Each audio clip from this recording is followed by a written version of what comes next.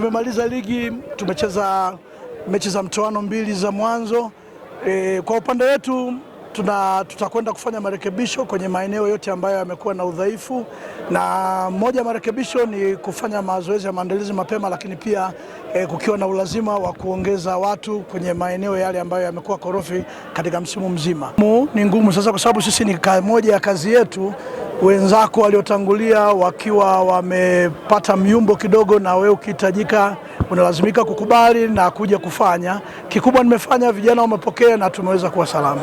Mwanzoni sikuwepo, siwezi kuzungumzia wenzangu waliotangulia.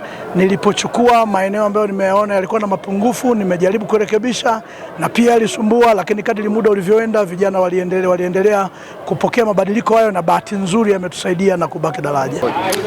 Kwanza niseme tunamshukuru Mungu, tumemaliza mchezo salama na ni matokeo ambayo kwa kweli tulikuwa hatujayategemea. Imekuja kama surprise kwa sababu mpira umeonekana, tumecheza mpira lakini bahati haikuwa yetu. Kwa hiyo niseme tu kwamba sisi kama Tanzania Prisons tuna nafasi nyingine tena ya kujiuliza. Hatuwezi kusema tumekosea wapi, nafikiri bahati haikuwa yetu. Tuna nafasi nyingine ya kujiuliza na nafikiri tutakuwa na wakati mzuri sana. Leo majira ya saa 1 nafikiri tutaanza safari kuelekea Kilimanjaro tayari kwa mchezo wetu dhidi ya Polisi. Kwa hiyo naamini Mwenyezi Mungu atatujalia na tutakuwa na wakati mzuri. Semaji ni dabi ya 3 mpaka sasa hujapata ushindi wowote. Ndio ugumu ni nini? Ukisema dabi ya 3 hatujapata ushindi wowote, lakini kama unakumbuka vizuri KMC pale sisi tulishinda. Kwa hiyo sio dabi ya 3. Kwa hiyo tulishinda, na nafikiri kama ninavyosema, nasisitiza tu kwamba matokeo yana pande 3. Kuna kushinda, kushindwa na kudraw. Kwa hiyo tumeyapokea matokeo haya, nasema tunamshukuru Mungu, tunajipanga kwa ajili ya mchezo wetu dhidi ya approach yake inakuwa tofauti na games zingine. Game planning ya playoff ni like a knockout, kwamba ukicheza tu unaondoka. Kwa hiyo inabidi una tahadhari kubwa na mbinu nyingi na ufundi mwingi wa kucheza mpira. Kwamba msimu huu ubora wa ligi imekuwa bora kwa sababu watu wamewekeza kwenye ligi, kwenye masuala mazima ya ulipaji mishahara, lakini wamesajili vizuri, na tulirejea kwenye ligi kuu wakati ligi yetu ikiwa kwenye nafasi ya 5 barani Afrika. Kwa hiyo tulirejea huko tukakuta ligi iko tough.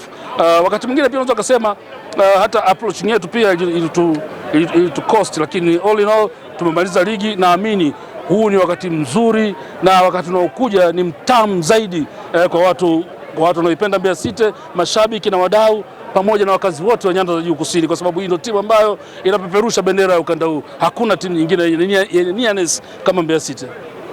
Mchezo leo kwanza ulikuwa mzuri kwa sababu ulikuwa ni mchezo wa pili baada ya mechi ya kwanza Mbeya City kushinda goli 2. Leo ilikuwa ni mechi ya pili kuhakikisha kwamba tunaangalia aggregate au nani anatoka, lakini kimsingi matokeo ya sare yametupa nafasi Mbeya City, tunasalia ligi kuu Tanzania bara NBC. Kikubwa zaidi tumeona namna ambavyo wana Mbeya vijana mashabiki mbalimbali wamefurahi, wameangalia mechi wamefurahi, maana yake wanaipenda timu yao. Maana yake Mbeya City ndio timu ukitoa Simba na Yanga ndio timu yenye mashabiki wengi Tanzania, inawezekana ukanda wa Afrika Mashariki na Kati.